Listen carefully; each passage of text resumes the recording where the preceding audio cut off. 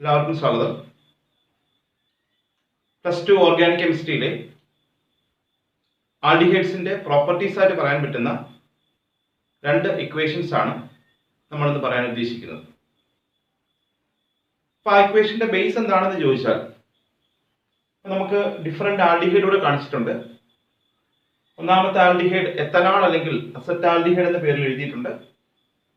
രണ്ടാമത്തേത് 3 കാർബണുള്ള പ്രൊപ്പനാൾ, മൂന്നാമത് എഴുതിയിരിക്കുന്നത് 1 കാർബണുള്ള മെത്തനാൾ അല്ലെങ്കിൽ ഫോർമാൽഡിഹൈഡ് എന്ന് കോമൺ നെയിം.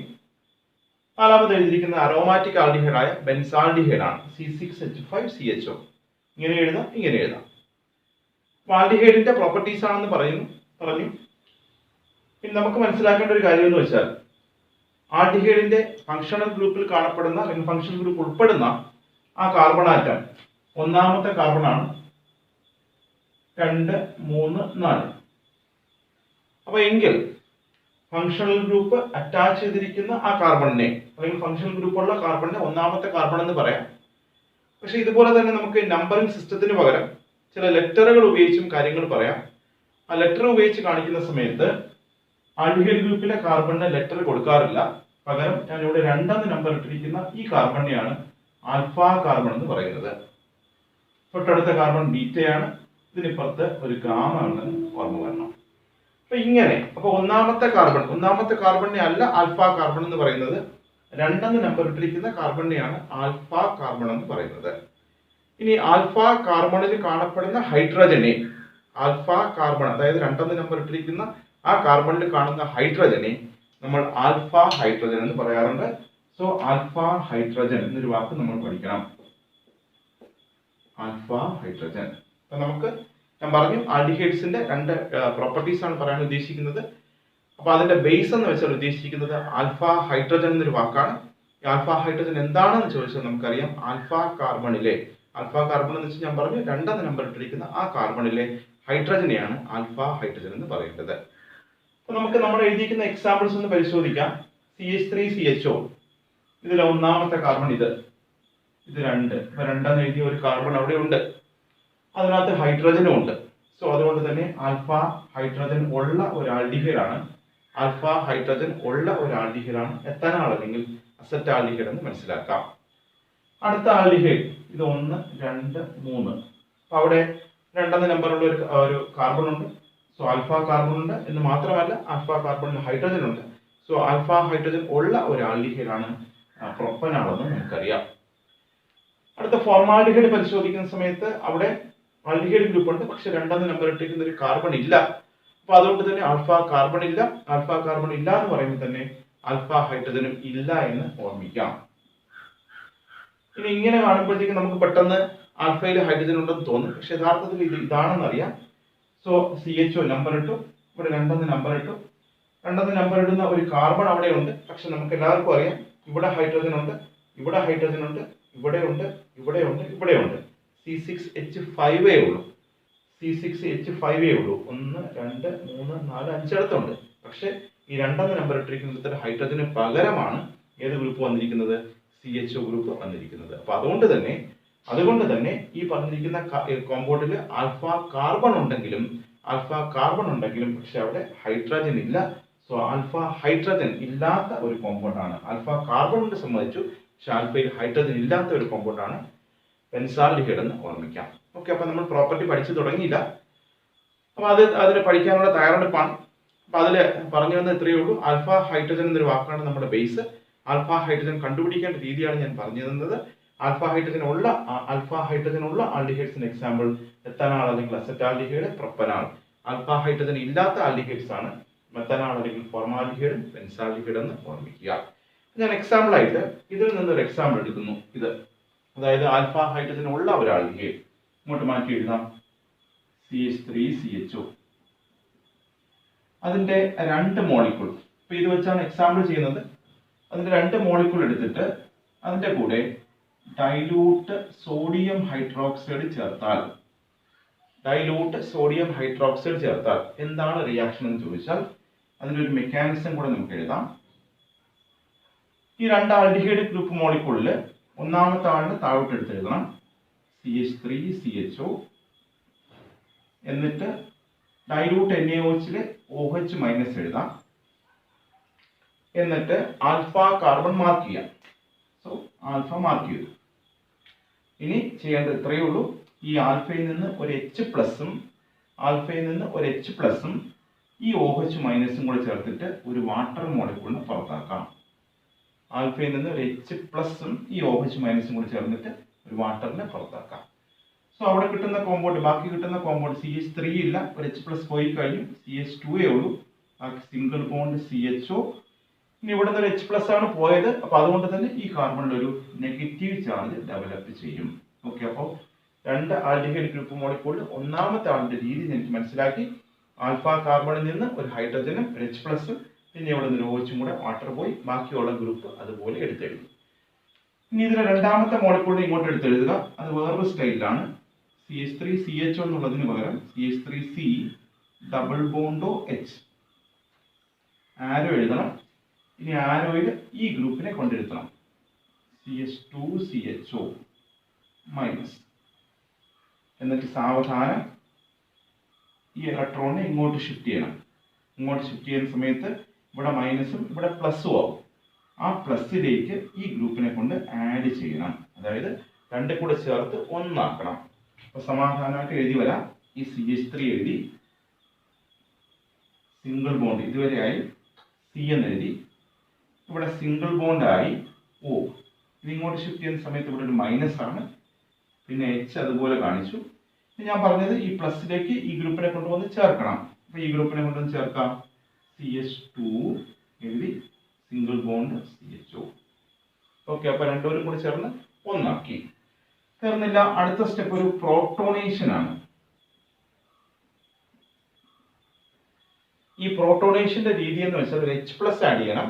ആ H പ്ലസ് ആഡ് ചെയ്യുന്ന സമയത്ത് O മൈനസിന് പകരം അവിടെ OH ആക്കി മാറ്റണം. അത്രയേ ഉള്ളൂ ജോലി. സോ ഇത് തന്നെ എടുത്തെഴുതാം. CH3C ഇങ്ങോട്ട് O മൈനസിന് പകരം OH, ഇങ്ങോട്ട് H, ഇവിടെ ഒരു CH2, ഇവിടെ ഒരു CHO.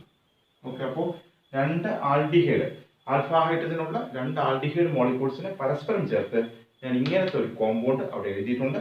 ഈ കോമ്പൗണ്ട് എടുത്ത് ഇങ്ങോട്ട് മാറ്റി എഴുതാം. സോ എഴുതാം CH3 സിംഗിൾ ബോണ്ട് C കൂടെ H, അതിൻ്റെ കൂടെ തന്നെ OH ഉണ്ട്, സിംഗിൾ ബോണ്ട് ഇതുവരെയായി CH2 സിംഗിൾ ബോണ്ട് CH. ഇതാണ് അങ്ങോട്ട് മാറ്റി എഴുതിയത്. ഇനി ആ കോമ്പൗണ്ട് പരിശോധിക്കുന്ന സമയത്ത് നമുക്ക് മനസ്സിലാക്കാൻ പറ്റും 1, 2, 3, 4. അപ്പൊ ഇതും ഒരു ആൽഡിഹൈഡ് തന്നെ. അപ്പൊ നമ്മൾ റിയാക്ട് ചെയ്യാൻ തുടങ്ങിയതും ആൽഡിഹൈഡ് തന്നെ, ഇവിടെ കിട്ടിയതും ആൽഡിഹൈഡ് തന്നെ. പക്ഷെ ആൽഡിഹൈഡിന്റെ പ്രത്യേകത മൂന്നാമത്തെ കാർബണിൽ ഒരു ഹൈഡ്രോക്സി ഗ്രൂപ്പുള്ള ആൽഡിഹൈഡ് ആണ്. അപ്പൊ നമുക്ക് ജനറലായിട്ട് സംസാരിക്കാം. മൂന്നാമത്തേൽ ഹൈഡ്രോക്സി ഗ്രൂപ്പുള്ള ആൽഡിഹൈഡ് എന്ന് പറയാം.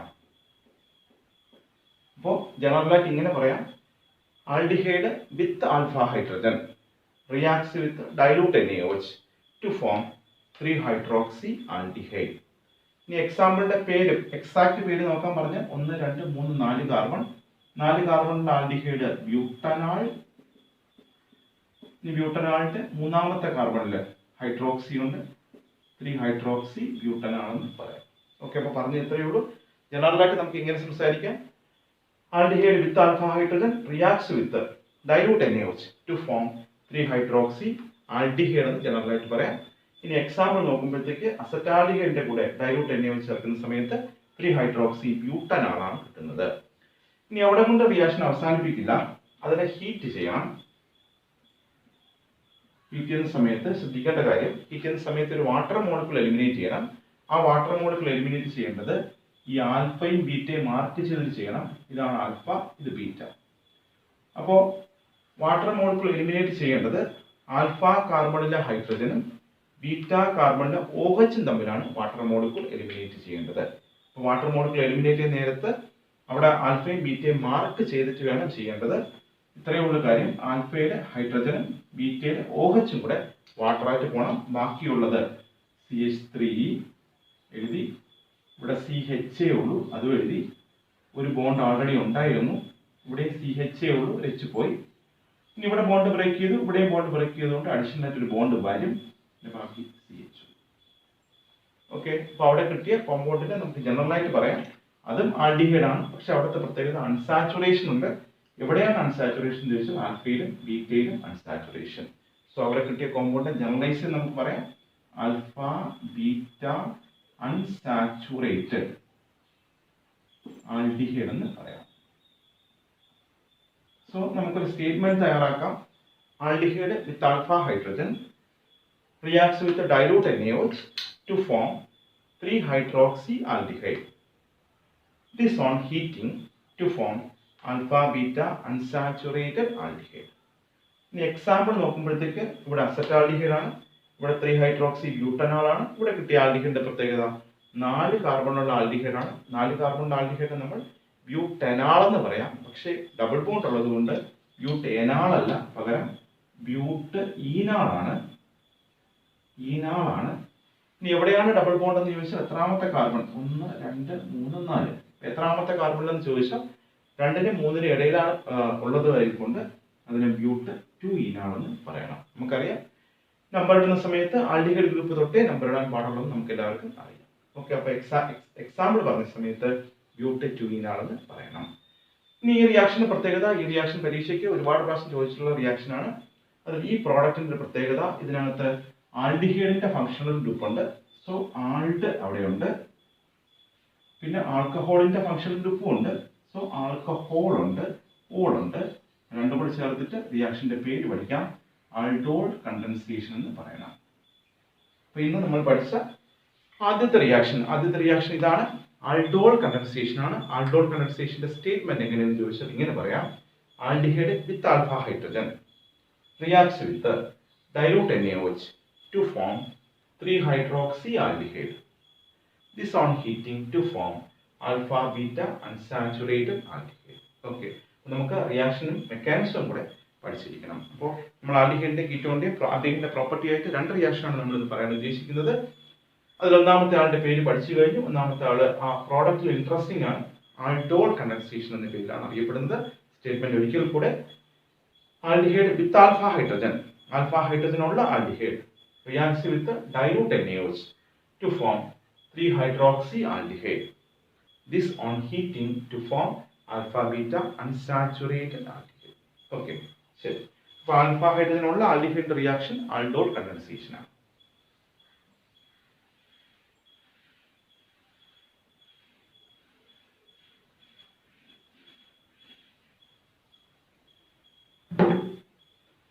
അപ്പൊ ഇനി ഞാൻ ഇതിൽ നിന്നൊരു എക്സാമ്പിൾ HCH വെച്ച് ചെയ്ത് നോക്കാം.